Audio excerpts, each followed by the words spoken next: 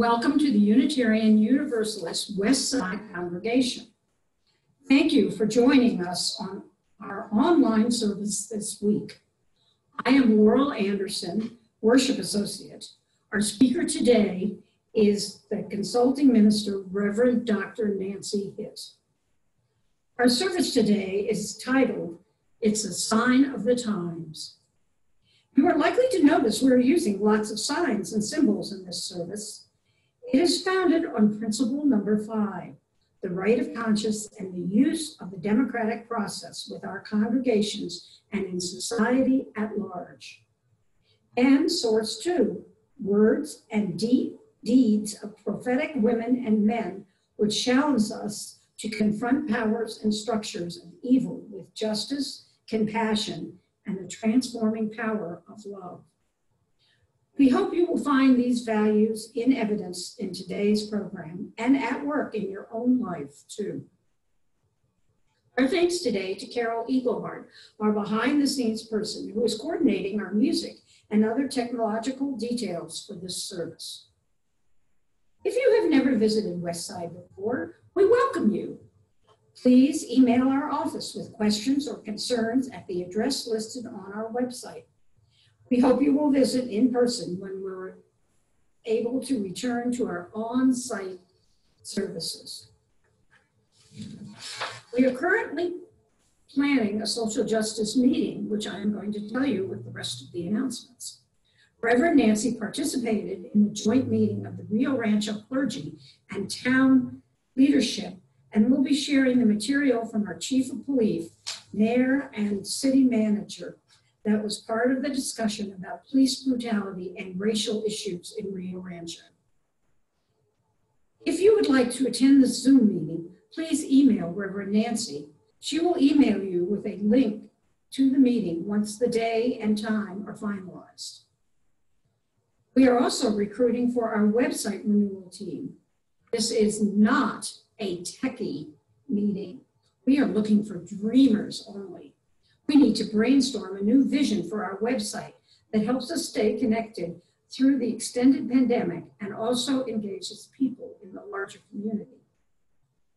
If you have thoughts about that you would like to contribute, please email Reverend Nancy and she will send you a Zoom link for the meeting when the day and time are finalized. A word about our Zoom meetings. If you have never used Zoom before, you are not alone. However, it's pretty easy. If your computer has both sound and a camera, just make sure they're both on. And then click the link that Reverend Nancy will send you.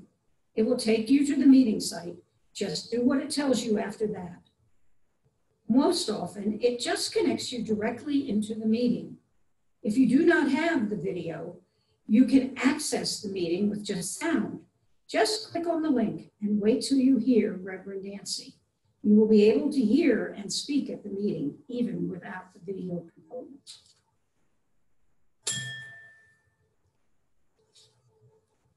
If you have a candle or a personal chalice at home, draw it closer to you now. I invite you to open your heart and your mind to the words of our chalice lighting today, speaking with me from the email you have received. May our chalice flame be a powerful and potent sign to us. May it stand for the best and the most meaningful parts of our lives. May it also be a powerful and potent symbol, transcending the simple and engaging us with the complex processes of life in all of their depth and breadth and beauty. Shalom, Om, and blessed be. Now, please join me in affirming our aspirations using the text in the email you received. Life is a gift. We gather in community to celebrate the glories and the mysteries of this great gift. In the light of truth and in the warmth of love, we gather to seek, to sustain, to share. Love is the doctrine of this congregation. The quest for truth is our sacrament, and service is our prayer. to dwell together in peace, to seek knowledge and freedom, to serve others in community, to the end that all souls grow in harmony with creation. Thus do we covenant with one another.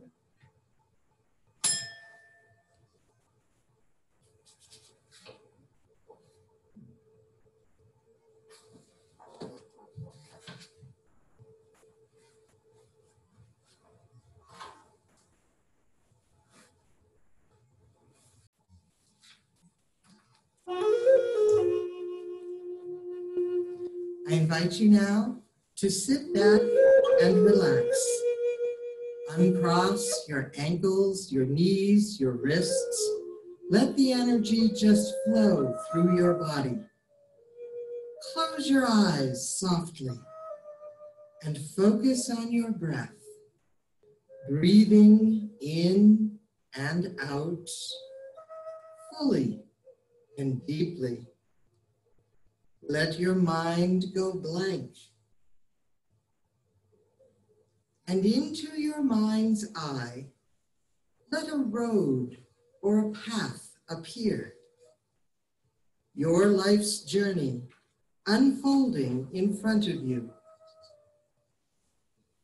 From where you stand, look around and find the signs. As far as you can easily see, read the signs on the journey of your life. Hold that information close to your heart.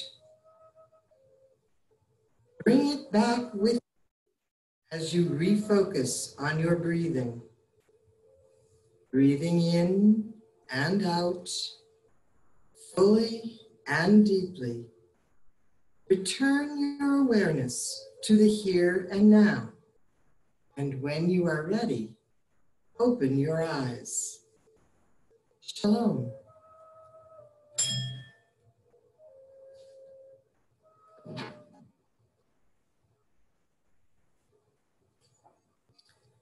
In order to work with our camera's format this morning, we will once again light a single white candle for our joys and concerns.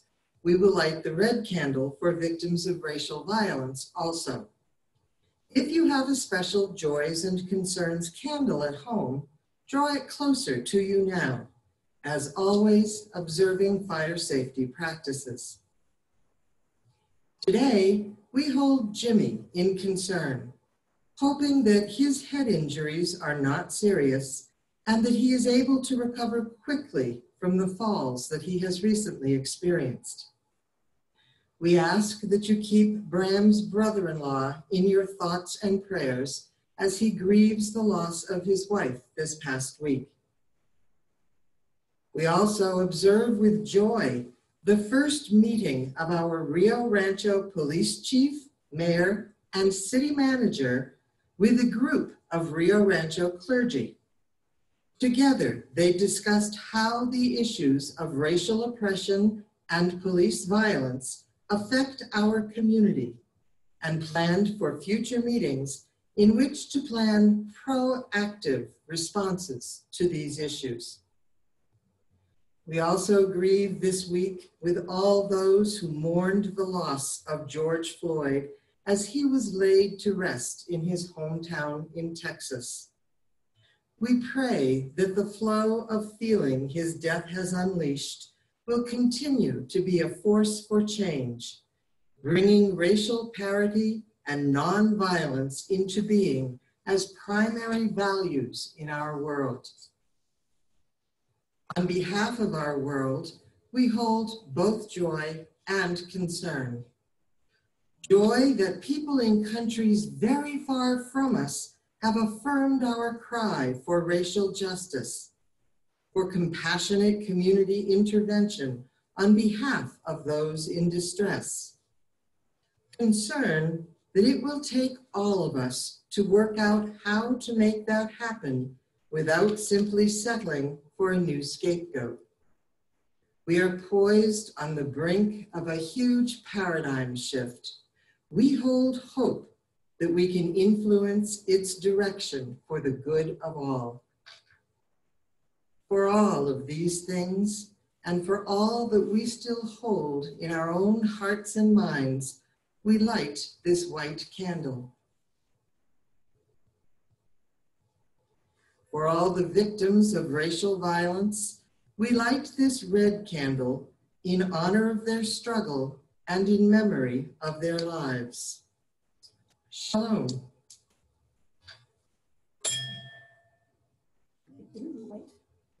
Because the wick wasn't up. Hi, have a nice Sunday, and here I am with the annual ministry moment again for you. I have two poems today. One is called Make Someone's Day. It's important to show your appreciation to others. Everyone likes to be appreciated, and you can make someone's day by showing them that they are. The second poem is called Requiem for the New Dog. How dare you buy a terrier? I thought you'd be warier of making my life hairier by putting up this barrier. How would the missus feel if you brought home a second spouse? So get rid of Rover for real, or get the heck out of my house.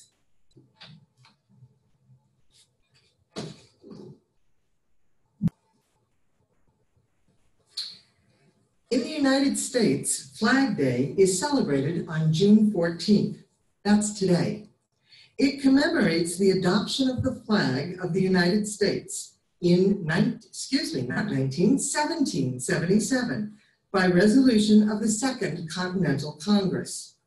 The flag resolution stated, resolved that the flag of the 13 United States be 13 stripes. I cannot read my own script here, and we all know there are 13 stripes, alternating red and white, that the Union be 13 stars, white in a blue field, representing a new constellation. This design was created by Francis Hopkinson, a Continental Congressman from New Jersey. And so dies the story of Betsy Ross stitching the first flag at George Washington's request. Sadly, it's a lovely apocryphal legend that has no demonstrable historical fact to it at all. In 1916, President Woodrow Wilson issued a proclamation that officially established June 14th as Flag Day. On August 3rd, 1949, National Flag Day was established by an act of Congress. Flag Day is not an official federal holiday. However, it is at the President's discretion to officially proclaim observance. On June 14, 1937, Pennsylvania became the first U.S. state to celebrate Flag Day as a state holiday. New York statutes designate the second Sunday in June as Flag Day, a state holiday. Those are the only two states in which it is an actual day off from work sort of holiday. Now, Flag Day actually has a very unusual history. It actually began through a school teacher's efforts to teach his class the history of the flag and what it meant as an emblem of our nation. Bernard J. Segrand inaugurated the observance at the Stony Hill School in Waubeca, Wisconsin.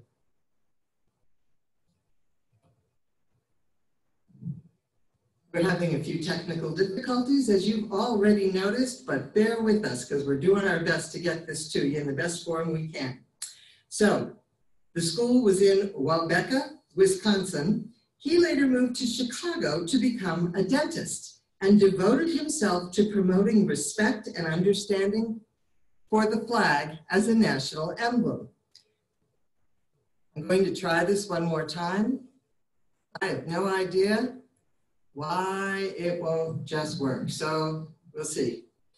At any rate, so we're in Chicago with the dentist now who is advocating for the flag and patriotism.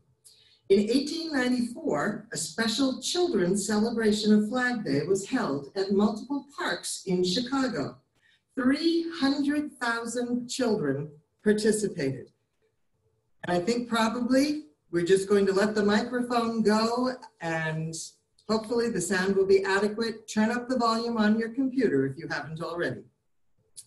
Segrand said that he had given 2,188 speeches on patriotism and the flag, almost single-handedly engineering the creation of Flag Day. Flag Day was not a slam dunk, though. As issues of American identity rise and fall, so does the use of the American flag.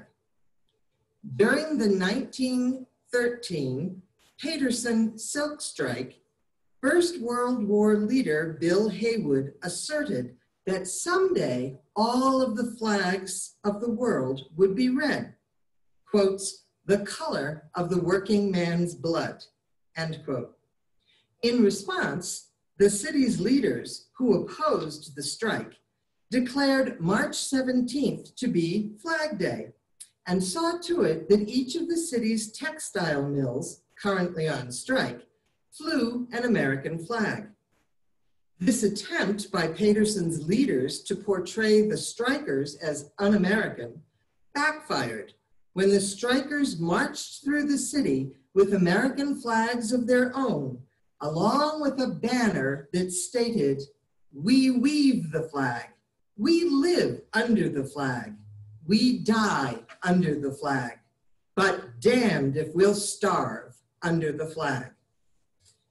From very early on in our history, our flag has given voice to social protest.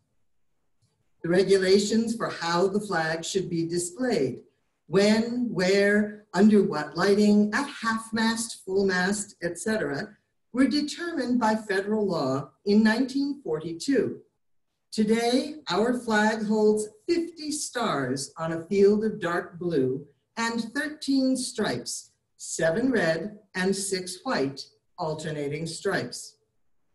However, the flag seems to have always had a special connection with school children.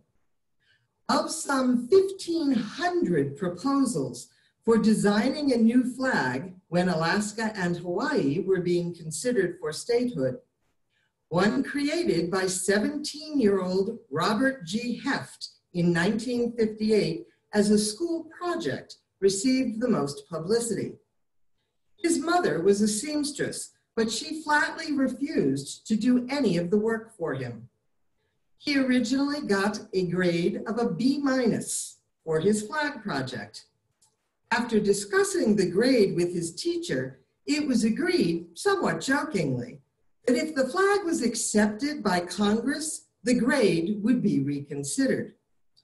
Heft's flag design was chosen and adopted by presidential proclamation after Alaska and before Hawaii was admitted to the Union in 1959.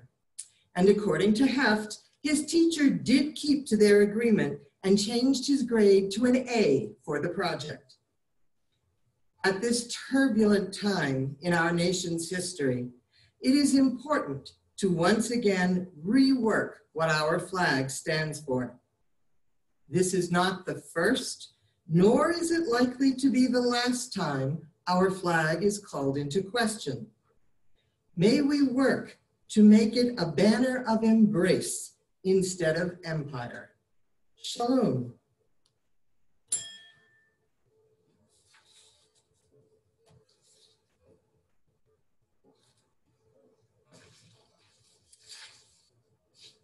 Now, our good friend Riley is about to make a repeat appearance. He is down here, all cozied up in his little space underneath my podium here. And yep, waking him up, as always, takes a little time. And ta-da, here he is. Riley, yes, wave and say hello to the folks. Riley is aware that signs are very important. In fact, They are so important that we wanted to look at a whole bunch of them together, Riley and me and you. And it would work really well if I could remember where I had put them. Hold on, I'm being signaled.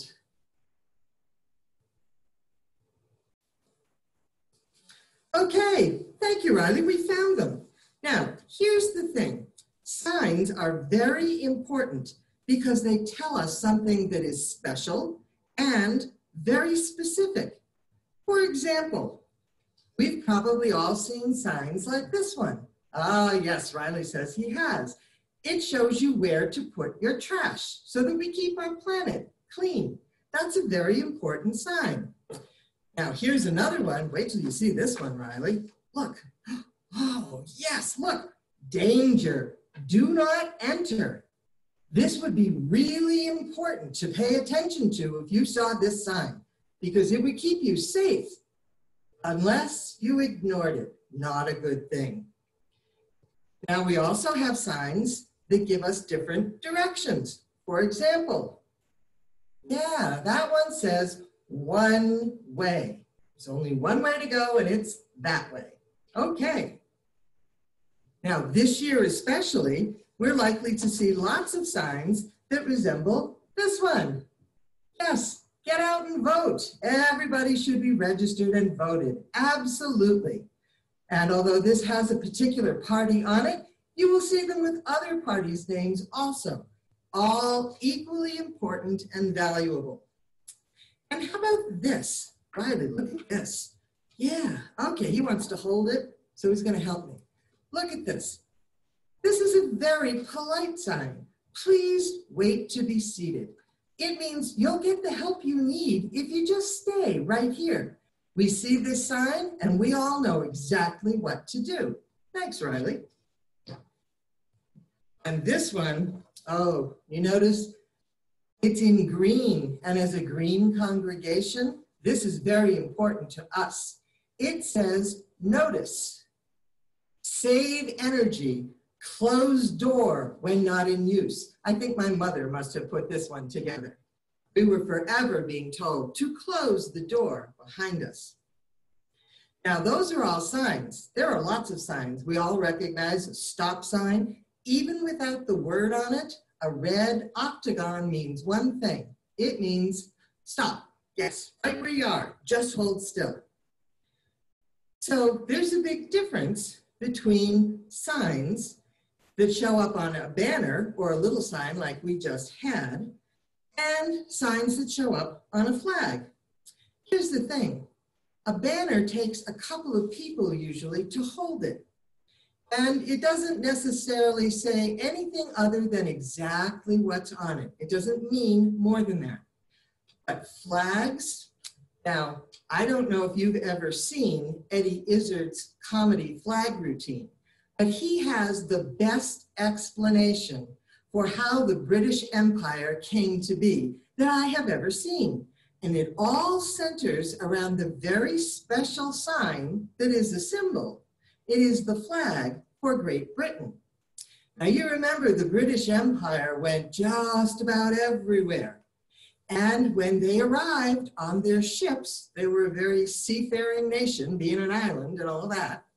They would arrive and someone would get out, and as Eddie Izzard says, they get out and planted a flag. Well, one of the native people of India came up and said, "Hey, what's that?" "Well, it's a flag. I claim this land for the Queen of England." "Well, but you can't do that," says the native Indian man. He says, "We're already here." Guy looks at him and says, "Really? But do you have a flag?" And the guy sort of looks around. No, he does not have a flag at all.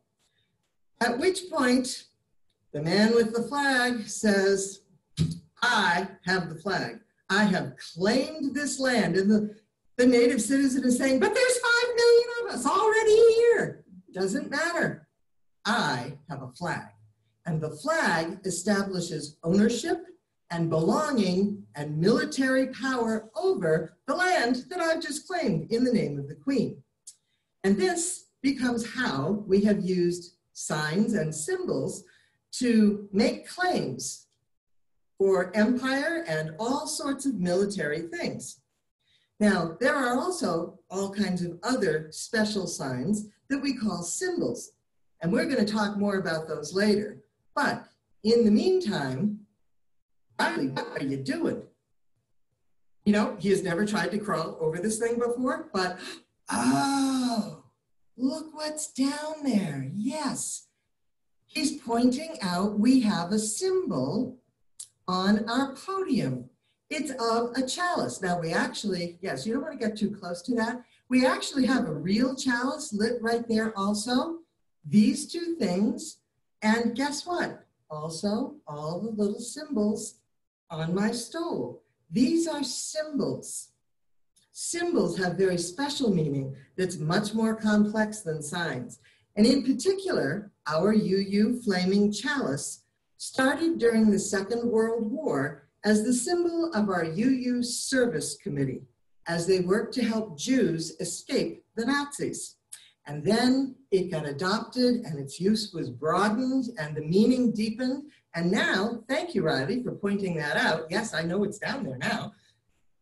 This is the symbol for most Unitarian Universalist churches. So I want to say thank you to Riley for helping us out. I'm going to return him now to his house and let him go back to nap time.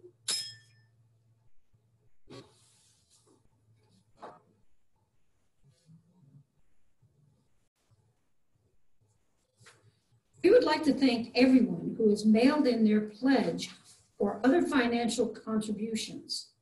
We also appreciate the promises of funding for our much needed building repairs. Your generosity enables us to maintain our facility so that it will be a sound structure to return to in the future. You may mail your contribution to P.O. Box 15146, Rio Rancho, or use the PayPal button on our website. Thank you very much again for your loyalty and generosity.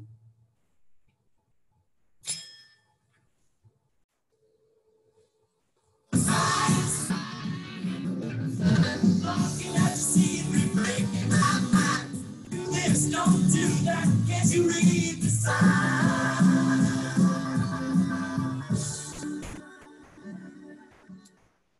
It is indeed all about the signs. In days of yore, more like olden times, people had great respect for signs and portents. Nowadays, very few people can even define what a portent is. For the record, a portent is an indication or omen of something about to happen, especially something momentous. The words threatening and calamitous also apply. Whereas a sign is a much simpler kind of thing, or at least I thought it was until I looked it up. Here is the official definition of a sign. A sign is an object, quality, or event whose presence or occurrence indicates the probable presence or occurrence of something else. Also, a gesture or action used to convey information or instructions.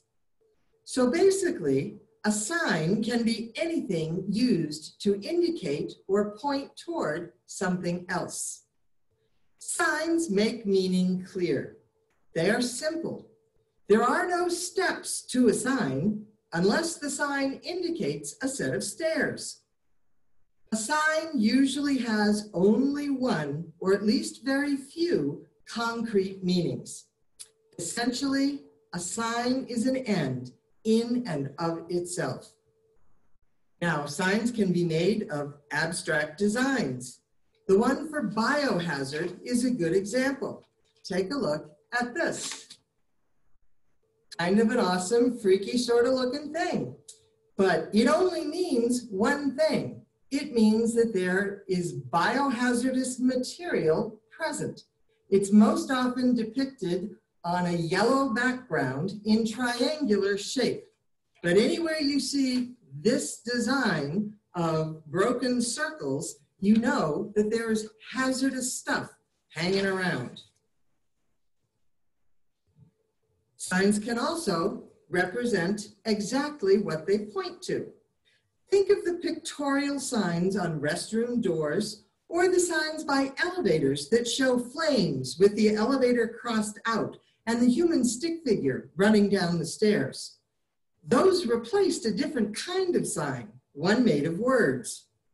There used to be a sign by elevators that read, "In the event of fire, use the stairs." As a kid, I used to wonder what kind of event fire was. It was a peculiar sort of wording for the sign, but it's a life-saving sign.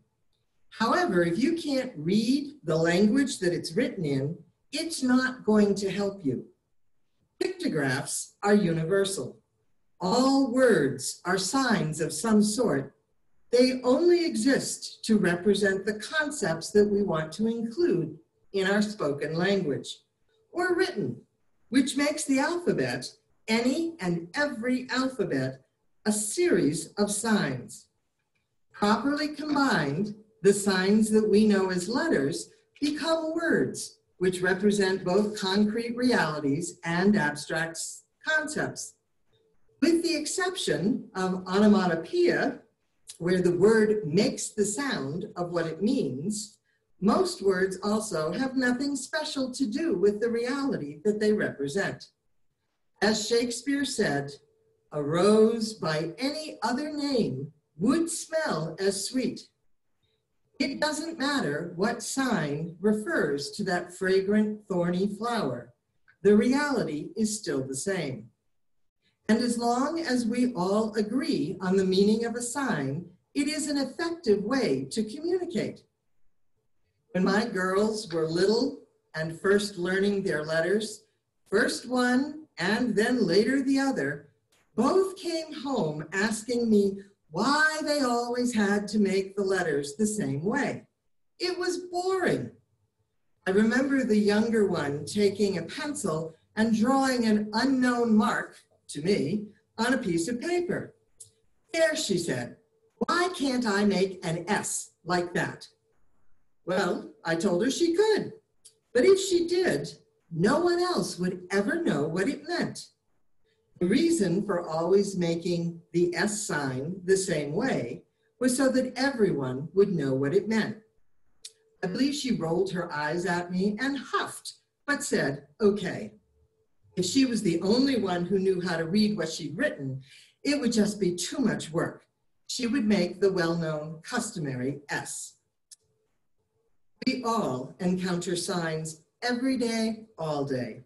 There are advertising signs and brand signs, traffic signs, cautionary signs, signs for change, signs to get into or to get out of a particular place, signs of welcome, and not all words. One of the welcome signs is a pineapple, and signs of exclusion, sometimes that say quite bluntly, keep out, or perhaps slightly more politely, no admittance. Signs can appeal to any of our senses. They may be visual, either still or in motion. Some signs flash, others are neon, still others are cross-stitched.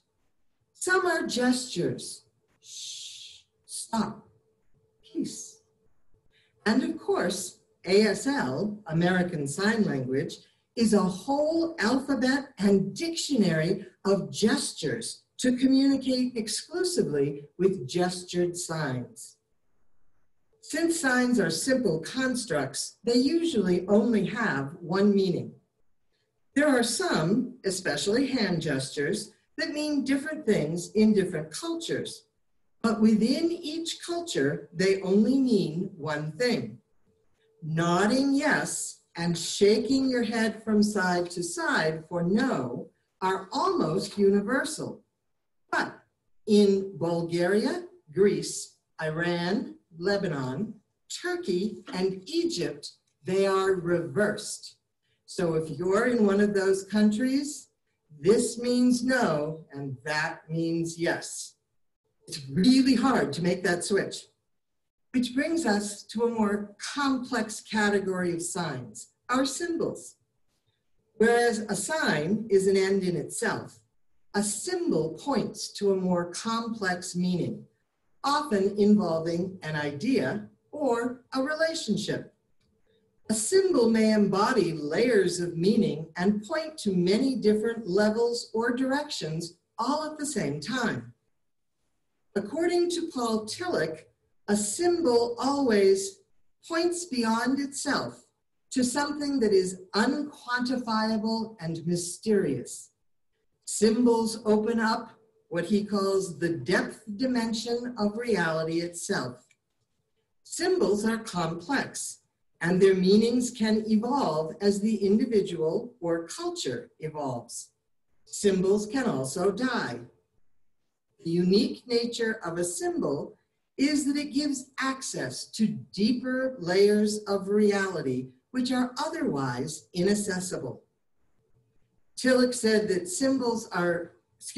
signs are invented and then forgotten as their usefulness declines, whereas symbols are born of the need to express a complexity and die, which leaves us with dead symbols.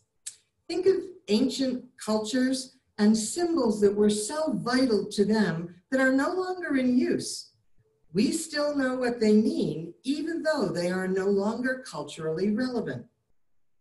Of course, in modern language, we tend to carelessly use the terms sign and symbol interchangeably. Few people are precise enough in their language to object to the dollar symbol, which I found a whole website dedicated to. The symbol in question is the upright S with two vertical lines through it. If you can see that, you will recognize it as meaning American dollars. On the website that referred to it as a symbol, it was lauded as the symbol for American money recognized the whole world over. That's true, except that's a sign. The character, that mark, only means one thing. Literally, it means American money. How much American money is determined by the numbers that come after it. By itself, it just says US dollars. That makes it a sign, not a symbol. Now, hopefully, by now, you are asking yourself why I'm being so precise about this. It might be interesting, but does it really matter? Well, obviously, yes, I think it does. You see, we're seeing new signs, a lot of new signs in new places these days. Some of them border on being symbols already. Knowing what we're looking at and reading the signs of the times accurately is vitally important. Because the times, they are a-changin', in the words of the Bob Dylan song. We're also seeing a symbol used and abused at the same time, our US flag. Sometimes it's treated as if it only means one thing. It's reduced to a sign. That's disrespectful. And sometimes it's treated as a symbol that has died, even though what it points to is struggling to live. That's grossly inaccurate. So even though some people protest with the flag and others protest against the flag, and some people wear it and others burn it, really, all of that points to it being a symbol in travail. We're not sure exactly when all the layers of meaning wrapped up in the US flag. We're not sure what they are. We're not sure where we're going as a nation or what that symbol will ultimately represent. Because here's the thing, unlike signs that once they're developed, they just sort of stay as the same recognizable thing. Unlike signs, symbols evolve. They have layers of meaning that they acquire over time. In the end, they embody intricate complexities of meaning, sometimes even opposite meanings, all wrapped up in the same symbol.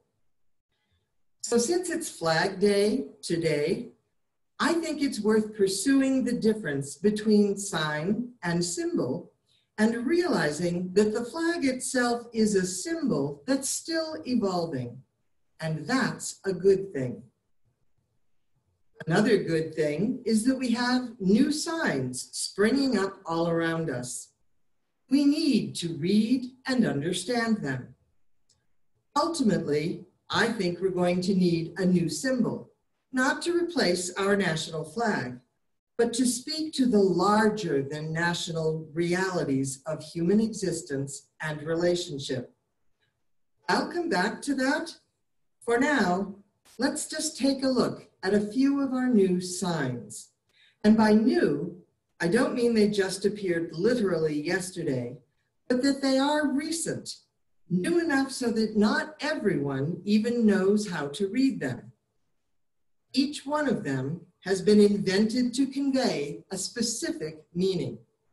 So let's look at three of them: Black Lives Matter, Defund the Police, and Violence is a Pandemic. Black Lives Matter is the simplest in some ways. It says exactly what it means, and it means the same thing in every single circumstance in which it's used.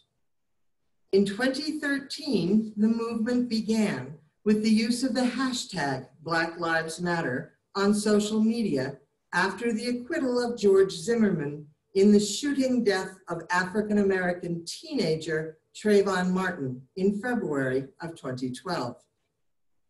Today, Black Lives Matter is an international human rights movement originating from within the African-American community, which campaigns against violence and systemic racism toward Black people.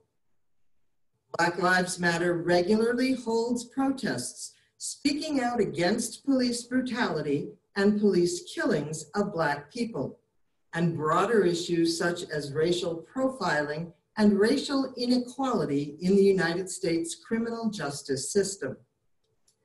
Last week, Mayor Muriel Bowser of Washington, D.C., had the city employees paint a huge sign on the pavement of 16th Street reading, "Black Lives Matter." There's no ignoring it. The letters are as big as the street is wide. It's kind of amazing. It says what it means and means what it says, and the sign is placed in our nation's capital. There is nothing it does not apply to. Right now, that's a sign, one that needs to be read and wrestled with all the time in every circumstance till we figure out exactly what it means in its fullness. At which point, it may well have become a symbol, something with multiple layers of meaning and engagement that pulls us into a process and transcends particular concrete realities. So keep reading and making meaning of this new prevalent sign. It is a sign of our times that calls us to account and to grow. Then there are the even newer defund the police signs. Many pictures of protesters in the last few weeks have shown people with hand-lettered signs that read, "Defund police." This sign is so new to so many that there is a lot of confusion and consternation in response to it. But the strength of the response signifies that it's really important. We need to learn what is meant by this sign and figure out what it directs us to do. For most people carrying the sign, it doesn't mean abolishing the police force in every corner of the nation, although for some it does. It's a call to redirect our financial support away from military prototypes and into community engagement with the social issues of our day. It also points to a complex of issues, but the short phrase doesn't yet conjure up the totality of what it's pointing to, leaving it as a new and somewhat confusing sign. And perhaps part of the problem is linguistic. The word defund simply means to take money away. And if we take money away from the police, they have less to work with. It sounds quite vengeful and punitive. What the sign alone doesn't do yet is point to a new reality of community involvement and compassionate treatment for people in distress. That might be better met by signs reading fund community support or something similar, which at least points us to the desired constructive response. This is a sign that we need to keep reading and exploring too. Another sign I've noticed on a number of placards is violence is pandemic. It's not as engaging as Black Lives Matter or as punitive as defund the police. But I think it hits the heart of the matters that have occupied our national stage recently, as well as the previous 400 years of racial oppression. With our recent experience of coping with a pandemic, we know the following things about a pandemic. We know that everyone is vulnerable to it. Some people are at greater risk than others. We know that we catch it from one another if we're not careful. We know that preventing transmission means restricting our personal freedoms for the good of the larger community. This is an excellent description of human violence. There is no vaccine for it. We are each responsible for caring for ourselves, and we're each responsible for caring for every other person we interact with. Whether we are recoiling from police brutality and murder, or looters who are rioting and setting fires, or struggling not to strike out at the person who has just insulted us or hurt us while insisting that they loved us, violence is pandemic on Earth among humans. We're addicted to it. It often makes us feel temporarily strong and righteous, and it leaves us in ruins, often craving the next intoxicating high, despite our knowledge that this is wrong and unhealthy and destructive to others and to ourselves. Violence is pandemic is a simple statement. It's a sign that points to an unacknowledged reality. It doesn't point us to a particular response or solution. It doesn't address meaning or purpose. It just tells us we're sick. It's a sign of the times. Put those three signs together, and you sort of have to read them and weep. The signs of our times are painful. Life is painful for a lot of people. People of color, people of poverty, people of violence. It's appropriate to weep, to grieve the human suffering. But don't stop there. These are signs. They point to something. Read the signs you see around you and see where they take you. What do the signs mean to you? What do you want to do in your own life to respond to Black Lives Matter, to defund the police, to violence is a pandemic? It may well be that we don't all experience the same sense of urgent call from the same sign, One of us may respond more deeply to one sign than to another. That's okay. These three signs are very closely linked. We need every person to respond as best they can to whatever they can. These signs are pointing us toward a long-term response. And we can't separate them and play one off against the other. Although the truth is that we can if we refuse to face our own responsibility in shaping our world.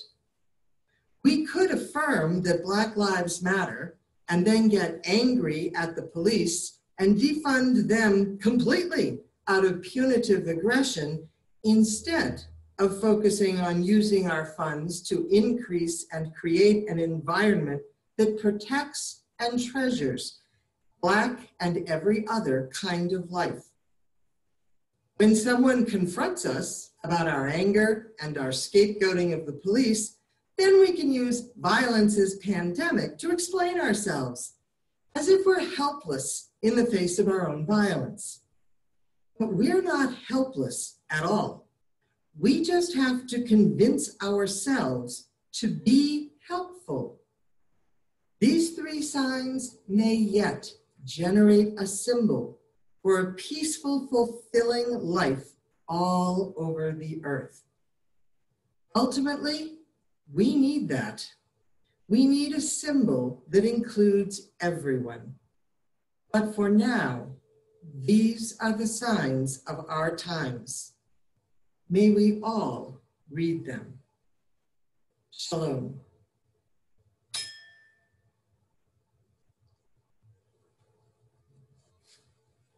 As always, I invite you to respond to our service in regard to both format and content.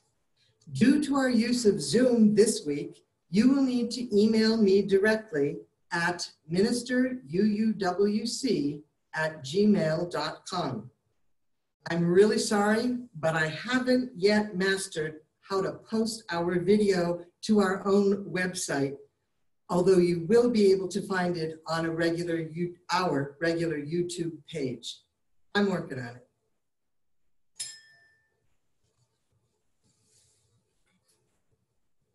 Now, as we come to the time to extinguish our chalices together, I invite you to pull yours closer, your chalice or your candle, and join me in the words that you received in your email.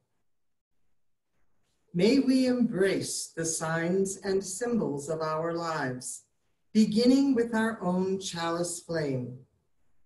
Gone from sight, it lingers in our hearts, giving shape and substance to all that we do and all that we are.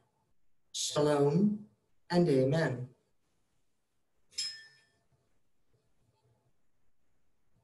May you recognize the signs in your life and pursue them with integrity and purpose. May you discover the symbols that engage you in the larger dimensions of life and grow with them. Go now in peace.